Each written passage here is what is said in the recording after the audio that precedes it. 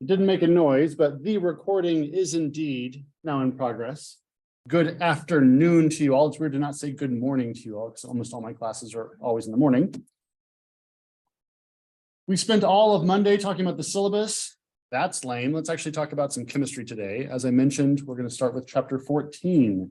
So I guess I probably should write on this top slide just so you've got it in your notebook. This is Chem 3223. That 2 in there means OChem 2.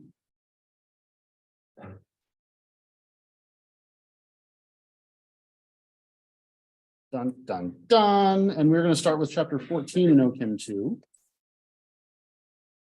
which is conjugated compounds.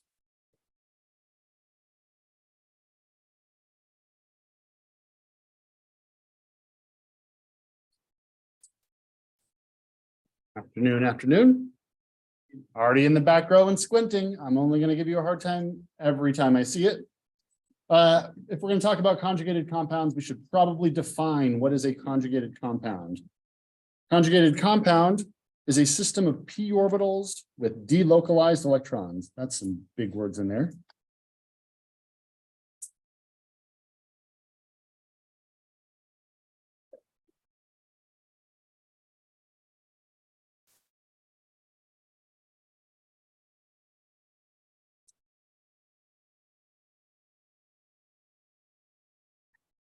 In this class, let me write this out one time. You're going to see me write electron as an E with a superscript negative charge. So I will never write electron again. I will only ever write it this way.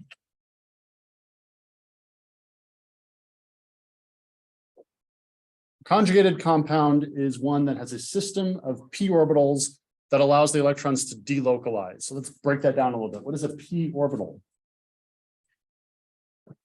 Yeah, welcome back. Is this a p orbital? No, what is that? That's an s orbital. Dumbbell, dim gains.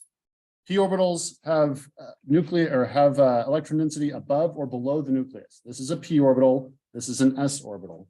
That's not actually part of the notes because you all know that. I know you do. Delocalized electron density. What that means is that the electrons aren't stuck on one side of the molecule. They can move back and forth. They can flow around quite easily. What is that known as? When you can move electron density from one side of the molecule to the next, washing back and forth and back and forth. Resonance. Excellent. A good example of a delocalized system. Let's see if this works. That's not very big. Well, you probably get the point. You don't need to know the structure. You see how there's like a ton? No, I don't like that at all. There's a ton of little double bonds in there. Let me just take it from this. Let's see if I can blow it up this way. What? Lame. View? It's getting better. Here, we'll do it this way. Do it. This is not important enough for, okay, here we go. Boom, lycopene. This is lycopene. You do not need to know the structure of lycopene, but something you may notice about lycopene is it has a crap ton of double bonds in it. And in particular, it's got a bunch of double bonds that are next to each other. Right? So there's a double bond here in the end, it's going to by itself. But then through the middle, double bond, single bond, double bond, single bond, double bond, single bond, blah, blah, blah, blah, all the way across the center of this molecule. An electron on this side of lycopene can talk to electrons on that side of lycopene back and forth. Lycopene is what we would call a highly conjugated molecule. It does all sorts of special stuff because it's so highly conjugated, including the way it interacts with light. Where do you find lycopene? Tomatoes. Lycopene is the molecule that makes tomatoes red. It's very similar in structure to beta carotene. Guess where you find beta carotene? Carrots. Guess what color it is? Guess why? Because it's highly conjugated. We'll get to color, the way that molecules interact with color a little bit later on in class, but in this chapter. But for now, I need to tell you about, did I just close that screen? No, I didn't. For now, I need to tell you about how to make conjugated compounds, why they are so crazy, and then the reactions that they undergo. Everybody ready to get freaked out with some OChem 1 stuff that you've totally forgotten that I'm gonna ask you questions about? Here it comes. Let's talk about how to make conjugated compounds. Come back. Please. There we go.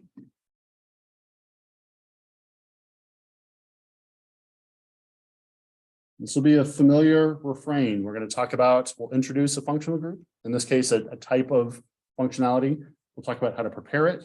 We'll talk about any properties it has. We'll talk about their reactions, and then any applications. Most of the time that involves spectroscopy. We won't cover spectroscopy in this one chapter. If you wanted to make a conjugated molecule, you need to make a molecule that has multiple double bonds in it. So let's say I wanted to turn one of these hydrogens into, I don't know, very specifically a bromine. Just spitballing here. I might want to do that because if there was a bromine here, then I could get rid of a hydrogen and a bromine to make another double bond. And these two double bonds would be conjugated. Double bond, single bond, double bond. Ready for the freaky question? What reagents turn this molecule into that molecule? What is it? It's a halogenation. What kind? Radical halogenation, bro. What kind of, so Br2 is a way we can do it. What's the more common reagent that we've shown in here? NBS. N-bromosuccinimide. That is a radical mechanism. All radical mechanisms take place in 3 steps. What are they? Initiation, propagation, termination. You guys sound like a cult when you speak this way. I love it. If I wanted to get a radical reaction to start, that initiation phase, what do I use? It's light. But we can't just write light because we're too highfalutin for that. So we write H nu. So this means NBS and light. This type of reaction is a radical halogenation.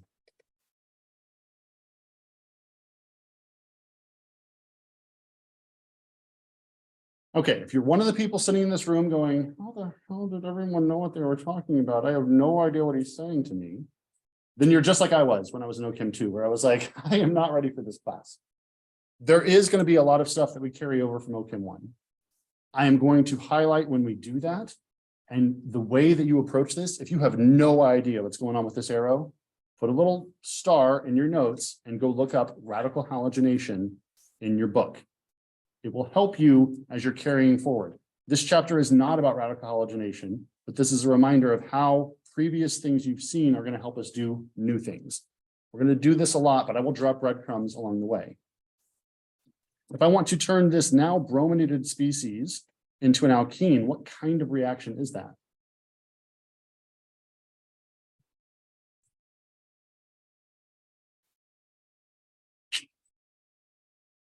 It's an elimination reaction. I love it.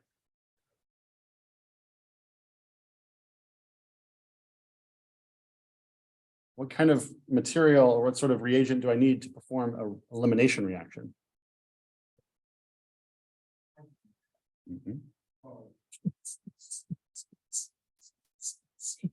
Need some base. Some sort of base in here. Now, you will normally see this be very specific with what kind of base you would want to use. Potassium hydroxide, sodium hydroxide. These are very common bases that we use. I'm going to just write generic base here, but be prepared for me to not always use that. KOH would be a good example. Something like T-butoxide is another good example. These are some common bases that you will see used for elimination reactions. I'm not going to ask you to do it, but could you draw the mechanism for this? That's when we decided it's E1 or E2. Yeah, SN1, SN2, but you're good. We're getting there.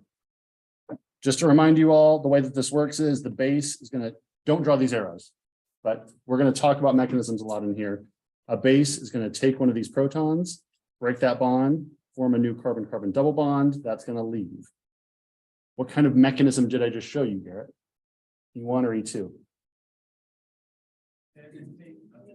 E2. Thank you, Garrett. I put those two materials together, one step, they formed a double bond. Again, if all of this is like, maybe I've heard it before, but I've definitely forgot it. Many students, including many students who take my class last semester, have no idea what I'm talking about right now. So this is not a moment for me to try and shame anybody. I'm glad you guys are talking to me, but I don't want anybody sitting in this room going, okay, I'm going to drop right now because this is horrible. We are going to build on things that we've learned. I will bring them up as we go through this. Okay, this is one way that these are some previous reactions you've seen on how to form double bonds. We know that there's other types of elimination that you can do as well. Say with a molecule that has OHs present on it. This is another type of elimination. 1, 2, 3, 4. Like that. Now let me put a methyl group in here. So another type of elimination. But this type of elimination doesn't have a halide on it. This type of elimination has what kind of functional group? An alcohol. When I eliminate an alcohol, what do I call that? Dehydration. Yeah. What's going to end up leaving this is water. What reagent gets me to turn an alcohol into an alkene?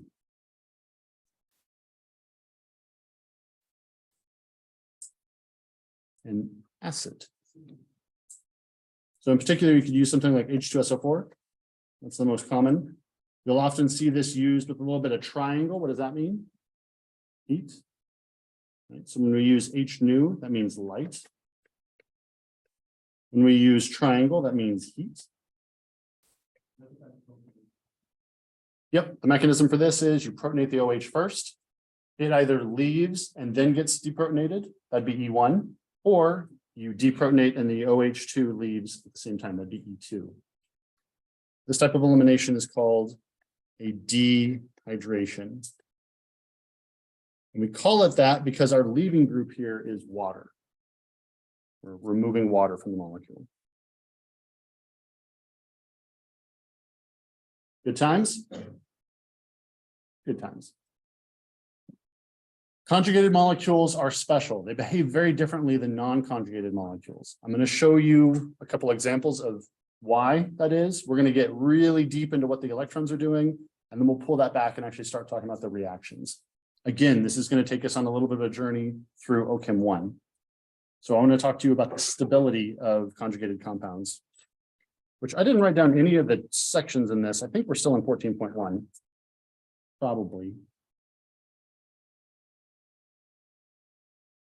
When I put a number in a circle like this, that refers to the chapter and section in the book that I'm talking about.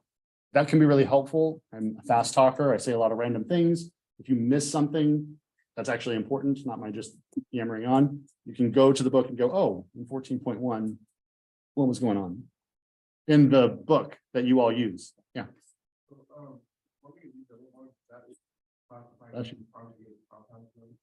A conjugated compound is one that has a series of double bonds next to each other. And we'll spell that out a little bit more when we talk about molecular orbital theory here in a second. Let's go over the stability part.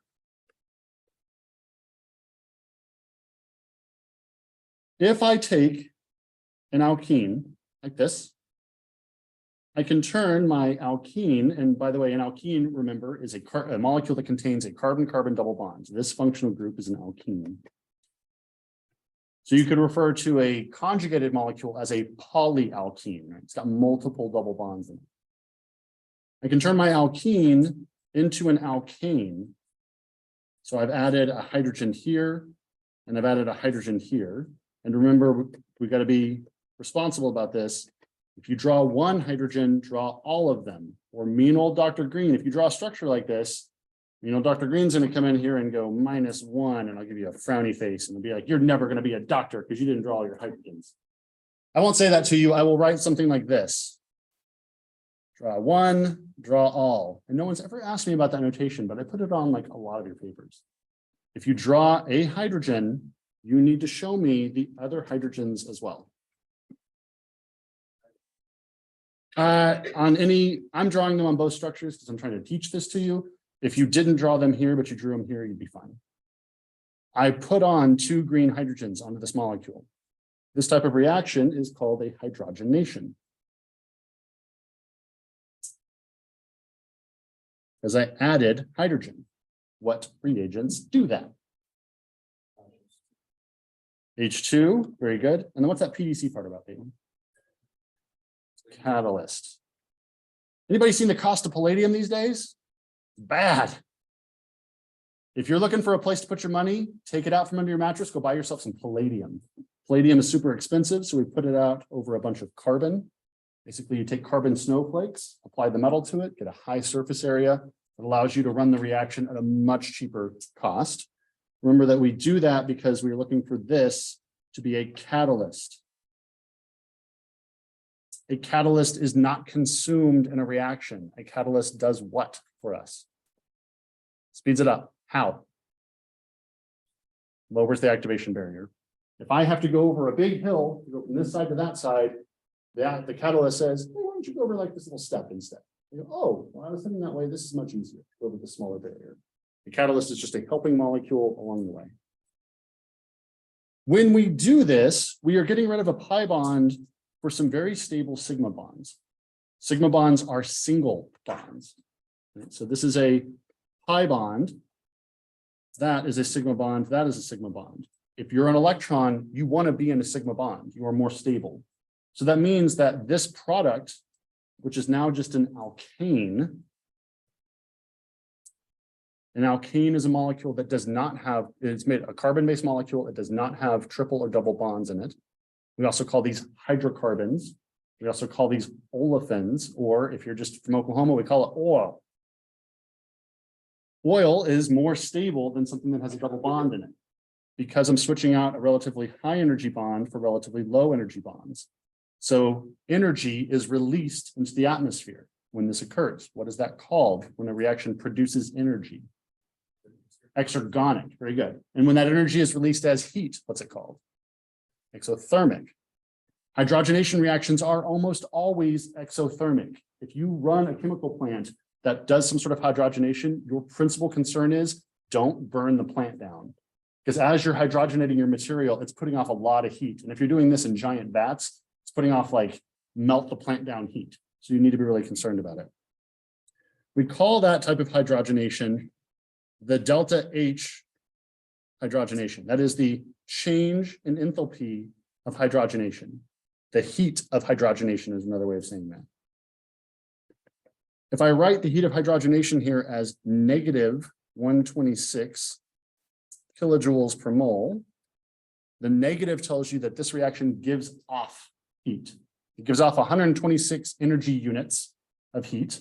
That's kilojoules energy per mole per amount of stuff.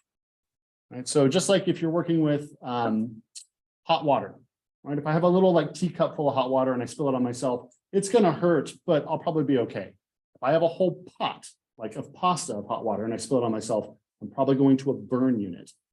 The amount of the material matters. So you're always going to see us use not only the energy, but how much stuff is there as well. That's for one double bond. Swipe off one double bond, you get 126 kilojoules per mole of energy. If you have two double bonds, I used to draw this upside down, but then I figured it out. If you turn it right side up, it looks like Wonder Woman. Sweet. I have two double bonds. I'm going to run the same reaction.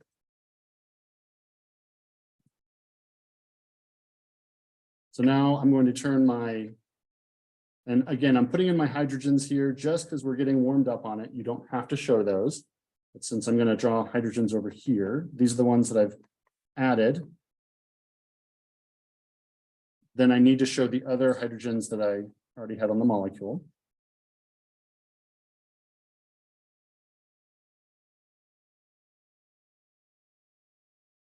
Remember when we had to draw calculus structures all the time and we couldn't draw skeletal structures and it took forever? Try and draw benzene without a skeletal structure. You'll get like halfway through it and you're like, I quit. This is stupid. I'm not doing this anymore. Same reagents will complete this. I have two alkenes. I just need to put in more hydrogen, but we're not specifying how much we're adding. This is still a hydrogenation reaction. How much heat would you assume this molecule would give off? Twice that amount.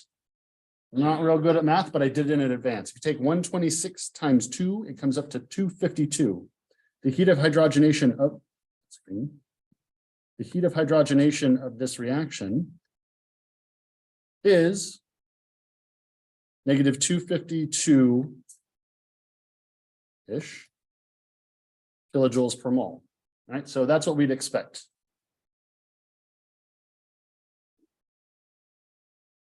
If I have one double bond and it gives me that much energy, 2 double bonds should give me twice that amount of energy. These double bonds are not conjugated.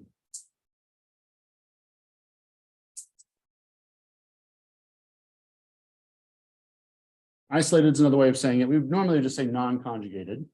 How do we know that these are non-conjugated? I told you that a conjugated molecule was a series of p orbitals. What is the hybridization of that carbon? Blue dot. sp2. Does it have a p orbital? Yes, it does. What's the hybridization of this carbon? sp2. Does it have a p orbital? Yeah, so conjugated is p orbital, p orbital. What's the hybridization of that carbon? sp3. Does it have a p orbital? Sure doesn't. So now we have p orbitals over here, conjugation. We've got p orbitals over here, but this carbon in the middle, let me just do this in red, is sp3 hybridized. sp3 hybridized carbons do not contain p orbitals. So I do not have a molecule that is a system of p orbitals. I've got p orbitals over here, p orbitals over here. You could kind of stylize them like this. Well, yeah, you're probably better at drawing than I am. Something like that. But I do not have a p orbital there. So I don't have a fully conjugated molecule. Let's make it fully conjugated.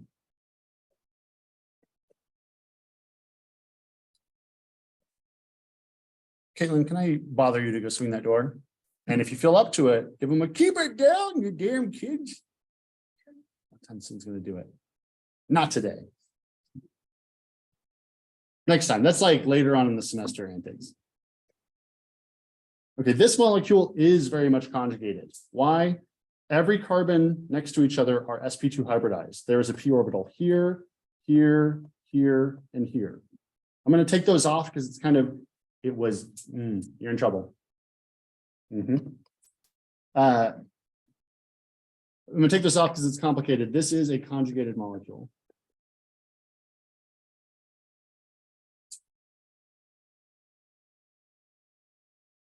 Does everybody see why this is conjugated and the top one is not?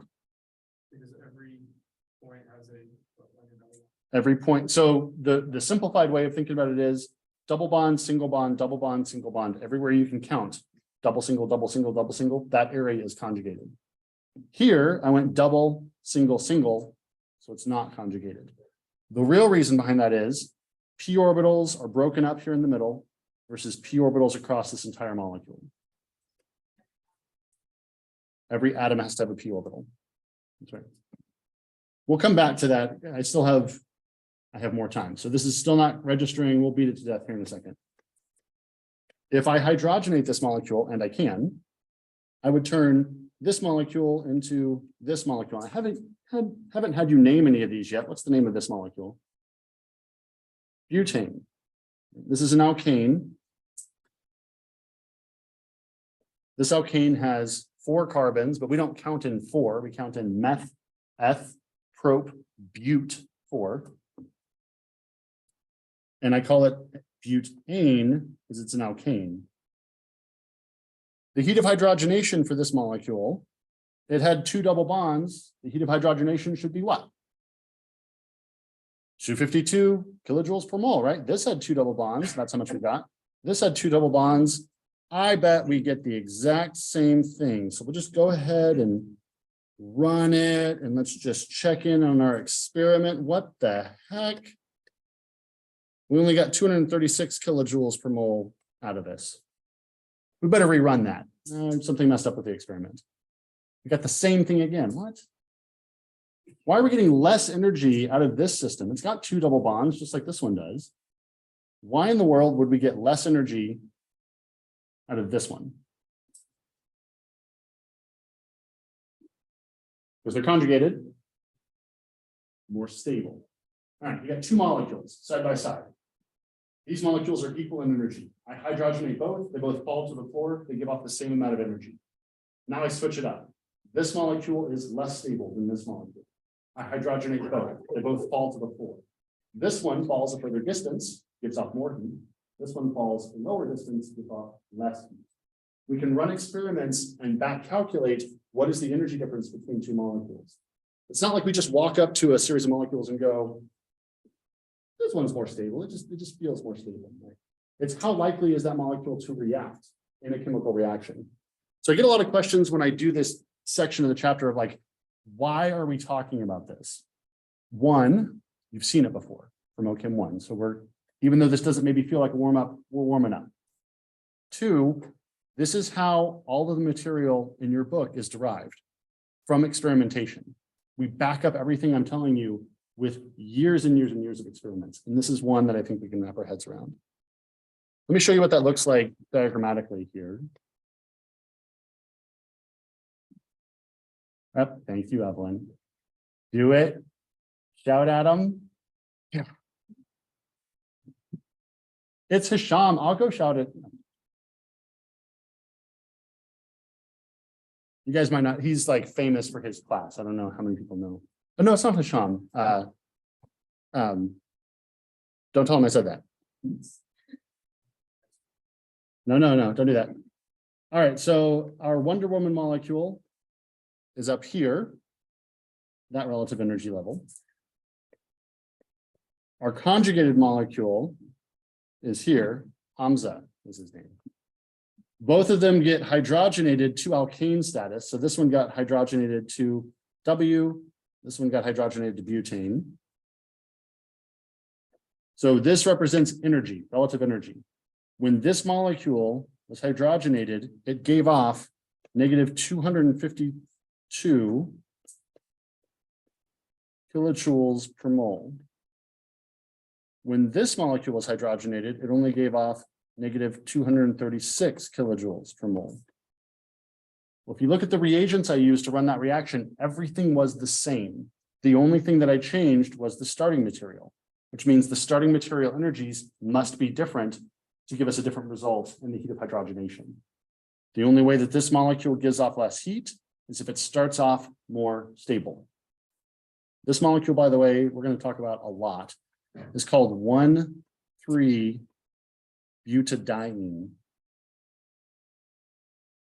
It is so called because it is a but group, has 4 carbons, 1, 2, 3, 4.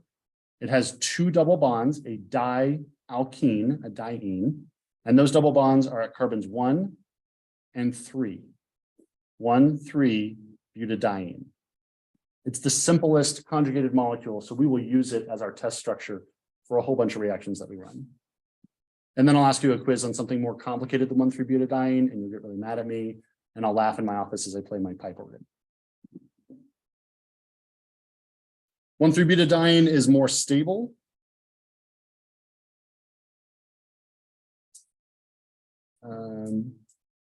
Well, I'll just say is lower in energy.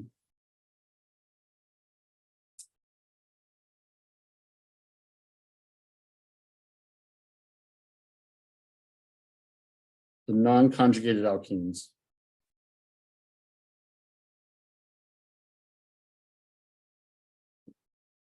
And for us, low energy means what in this class in terms of stability? More stable. For those of you who have been in my class, you've heard this before, but I think it just works really well. I talked about my cousins, but let's make it our friends to make it a little bit easier. Your high energy friends are the ones who are going to get you in trouble.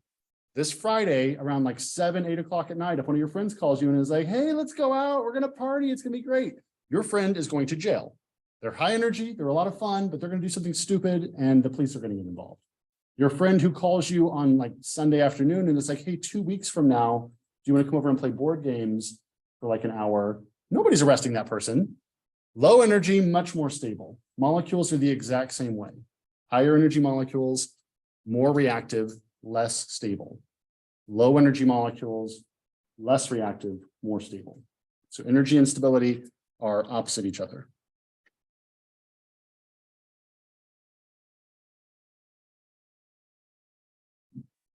I can tell on all of your faces, you want to know why. Why is 1,3-butadiene more stable? I'm going to tell you why.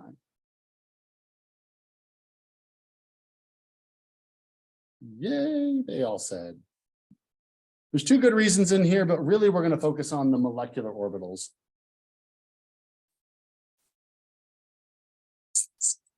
I'll bring this up. It's not a really compelling argument, but it is a good review of some OChem 1 stuff.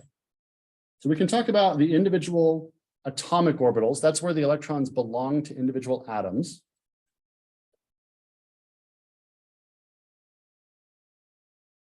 So when we have, well, see, I'm doing it, I'll put it this way, even though the Wonder Woman way is more fun to flip it around.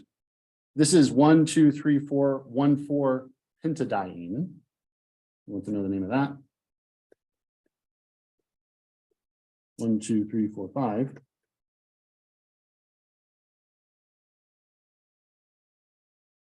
One 4 pentadiene has an sp3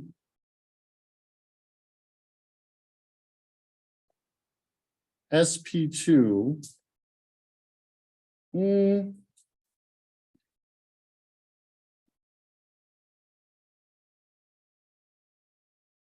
no, it's sp2. There is a compelling way here. I'll just verbally go through this. This has never been a very good explanation. I'll leave 1, 3, 1, 4 pentadiene on here though. When you have an sp3 hybridized carbon next to an sp2 hybridized carbon, you have a polar covalent bond. There's a difference in electronegativities between those two. In our 1, 3 butadiene, every atom in here is sp2 hybridized.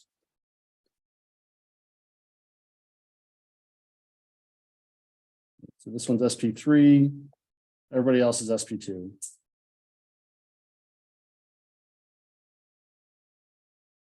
If you're an electron, would you rather be in an sp3 hybridized orbital or an sp2 hybridized orbital? sp2. The reason for that is, I think we briefly went over this. Let's look at our sp3 versus sp2 versus sp hybridization.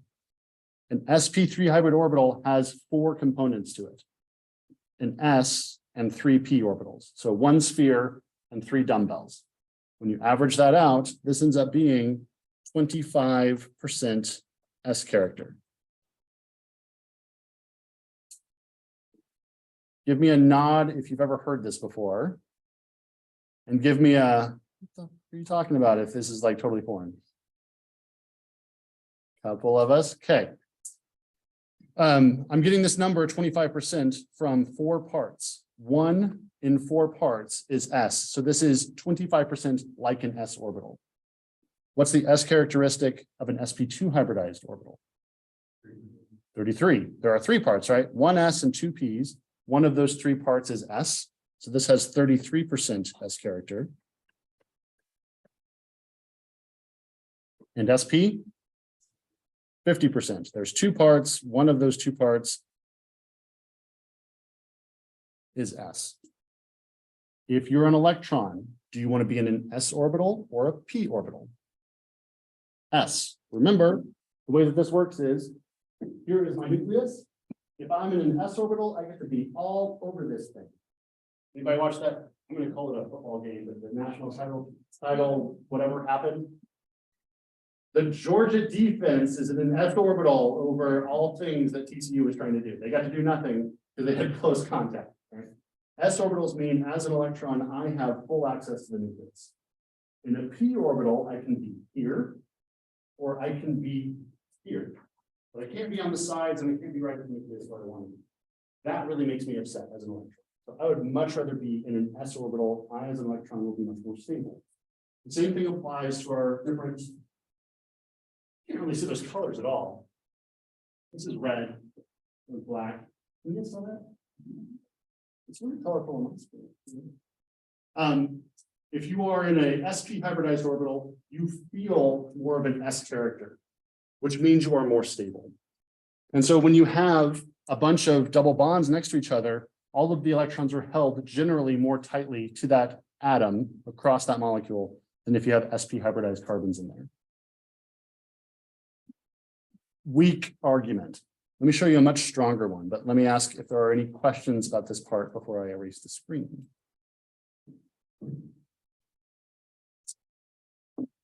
Okay, atomic orbitals belong to atoms. This carbon atom is sp2 hybridized. That carbon atom is sp2 hybridized. We have a much more efficient way of defining where electrons are, and that is using molecular orbitals, where we talk about the molecule as a whole.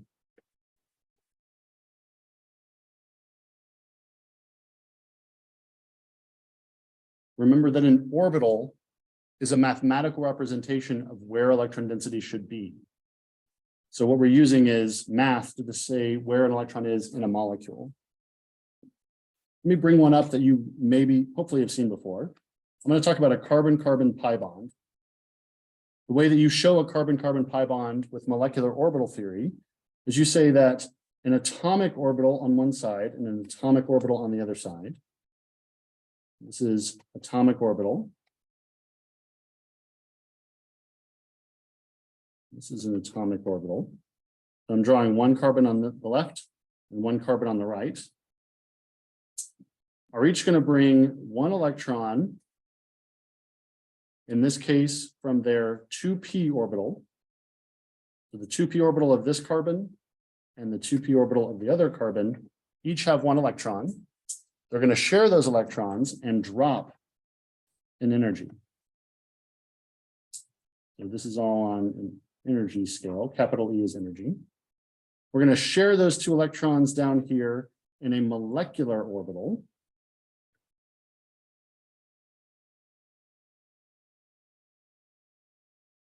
And again, the way I'm using this vernacular is when I drew an electron over here in a 2p orbital, it belonged to this carbon atom. And when I drew an electron in this one, it belonged to that carbon atom. So they are atomic orbitals. When I share the two electrons between the two carbons, now it is part of the molecule. This particular type of molecular orbital is called a what?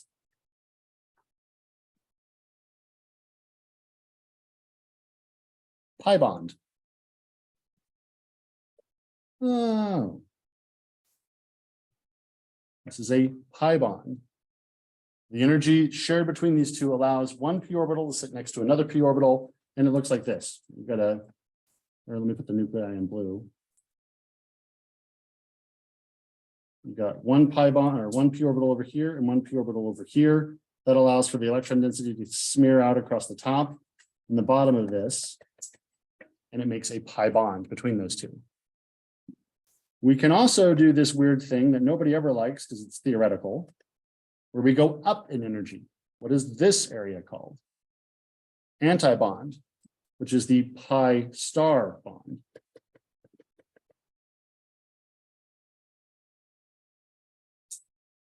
Notice that I don't have any electrons up here. This is just a theoretical place that the molecule can go to.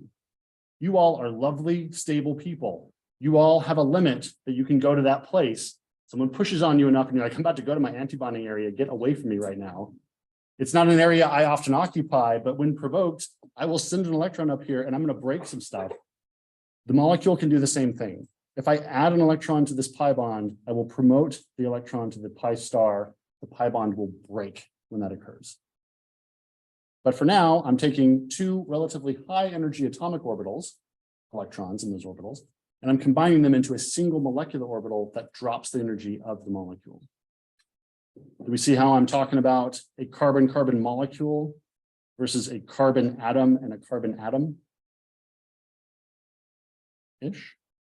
We're going to use this kind of notation to talk about conjugated molecules. All right, so over here I have for a 2-carbon unit. Let's do it now with 4 carbons. Now for this, having 4 carbons lined up on the side and then doing it in the middle is tough. So what I'm going to do is draw my energy level like this, give myself plenty of room. I'm going to put my 4 p orbitals out here. So this is now a carbon, carbon pi bond, carbon, carbon single bond, carbon, carbon pi bond.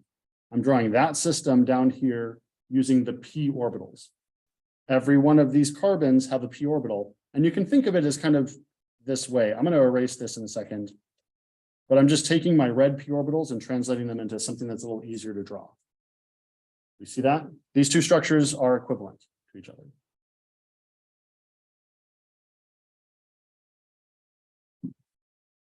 Well, if I have 4 p orbitals, 4 atomic p orbitals, how many molecular orbitals can I make? 2 atomic orbitals over here made 2 molecular orbitals. So 4 atomic orbitals make 4 molecular orbitals. So what we're going to do is draw 4 lines. Let's draw them nice and big. 2 lines will go below this. 2 lines are going to go above this. And what I want you to do is put in 4 p orbitals. For you neat freaks in there, don't sit there and go, oh, I'm gonna make it. This is so pretty. Oh, no, it's not. Let me just take it back here. Anyway, 30 minutes later, here we go. Ah, it's so nice. Draw some ugly p orbitals and be okay with it.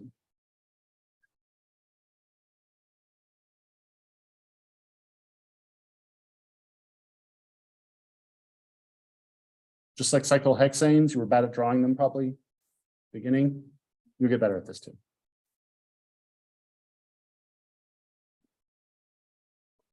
Four atomic orbitals.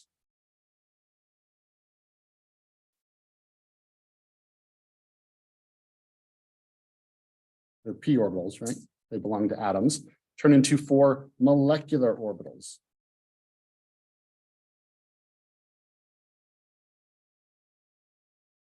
We like Greek alphabets in this class. Greek alphabets, the Greek alphabet. There's just the one. We use psi to represent different molecular orbitals. This is psi 1, psi 2, psi 3, and psi 4. And we're going to give each one of these an area where electrons can exist. If I have 4 p orbitals, how many electrons do I have to deal with in this system? 4. Each p orbital brings 1 electron to the party. So I'm going to put my 4 electrons from my 4 atomic orbitals over here. I'm going to fill from the bottom up. It's called the Aufbau principle.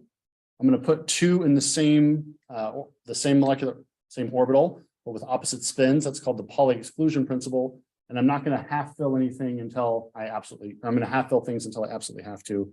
That's Hund's rule. So fill from the bottom up, put 2 together. Next one, put 2 together. I'm now out of electrons to fill in here.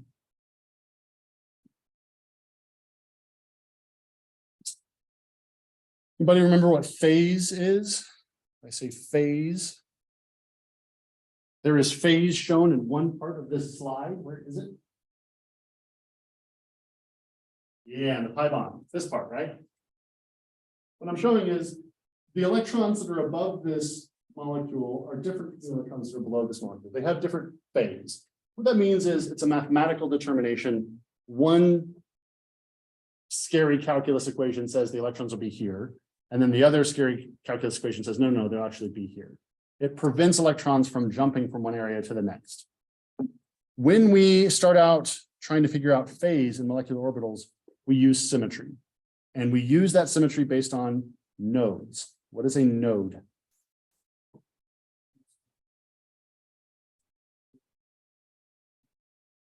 Where electron density cannot be. A node is where electron density cannot be. A p orbital has a node right there, right? Electron density can't be right at the nucleus. It can be above it or below it, but not exactly where it is. We show nodes in here by using dotted lines. There are no nodes in the bottom orbital. So what I'm going to do is show all these p orbitals phased together. What this essentially means is, even though I draw it as double bond, single bond, double bond, the molecular orbital the lowest, most stable molecular orbital, says there's really just like one big pi bond across this entire molecule. We can't efficiently draw that. It breaks the rules we use. So don't draw this. But if I were to draw like a picture of what that looks like, it'd be like double bond, double bond, double bond. Now I've broken the octet rule by drawing that, right? So that is not the case, but it behaves that way. Like it's one big double bond smeared out across this molecule.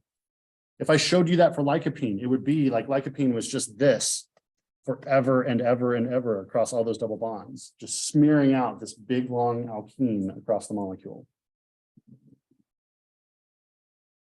How do you think the electrons feel about this picture? They love it. This is like their favorite thing on the planet. If you're an electron, you want to be near a nucleus. When I'm an electron over here, I get one carbon atom. When I'm an electron down here, I get 4 carbon atoms, right? So when I start out, I'm an atomic orbital and I'm stuck over here and I'm like, I think there's other carbons out there and I want to go say hi, but I'm in prison in my 1 carbon. Oh, wait, no, I'm not. I'm in psi1 in this molecular orbital and I can go from here to here, here to here, and I feel all those nuclei at the same time. That electron is running back and forth, these 2 electrons, across this entire molecule, and they are loving it because they get access to 4 different positive charges, not just 1. That makes the electrons way more stable, and it makes this molecule correspondingly way more stable. If you want to make a molecule stable, make the electrons happy. If you want to make a molecule unstable, make the electrons high energy, low stability.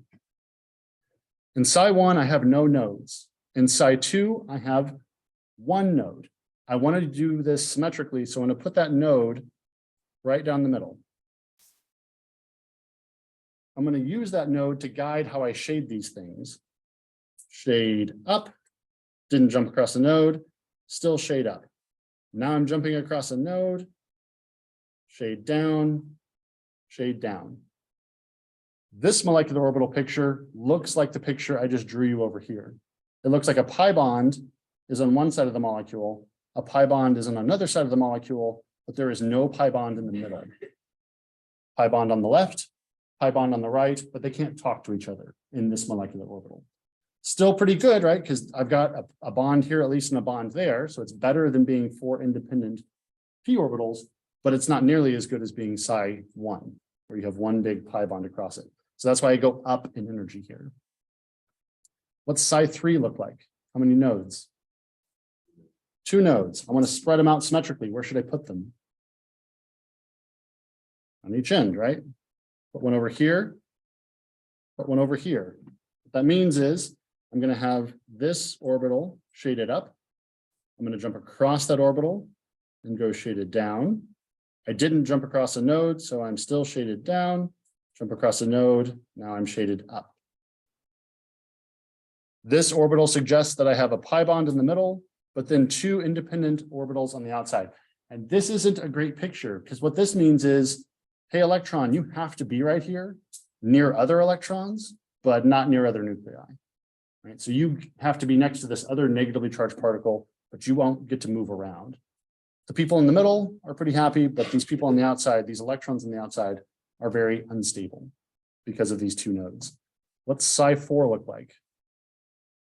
3 nodes. The wheels have come off the bus.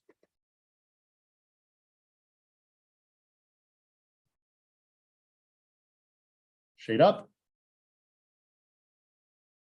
Shade down. Shade up. Shade down. How many pi bonds in this part? 0. Even worse. Hey, electrons, be next to each other, but don't talk to any nuclei, right? It'd be like if I asked everyone in this room to fill up every single seat in this bottom left-hand corner, but put them as close together as possible. You guys are all sitting over here crammed next to each other, and you see all this space, and you're like, why am I over here? It's COVID times. Why are you snatching me in the corner? I'd be much more stable if I could spread out more. That's what we're doing in psi4. Psi4 and psi3 are anti-bonding. They are above. These are anti-bonding. They are above the atomic orbitals. Psi1 and that's a horrible one. Psi1 and psi2 are bonding. They are below the atomic orbitals. One last thing I want to throw in here, just because you will occasionally see it. This molecule, this molecular orbital, Psi2, is often called the highest occupied molecular orbital because it is the orbital that has electron density in it at the highest energy level. We call that the HOMO. This is the lowest unoccupied molecular orbital, or the LUMO.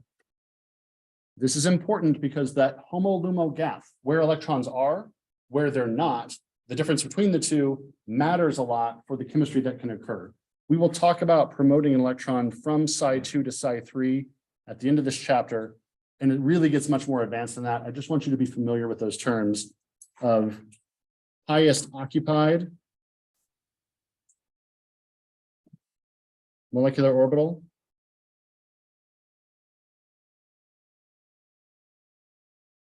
HOMO, and then the other one is lowest unoccupied.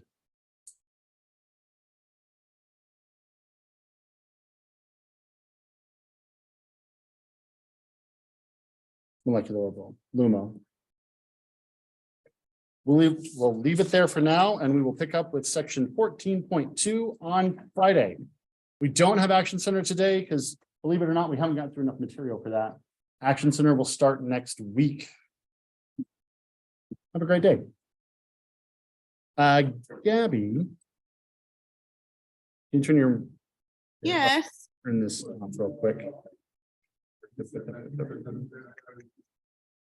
Can I turn the, where's my controls? Want to stop the recording.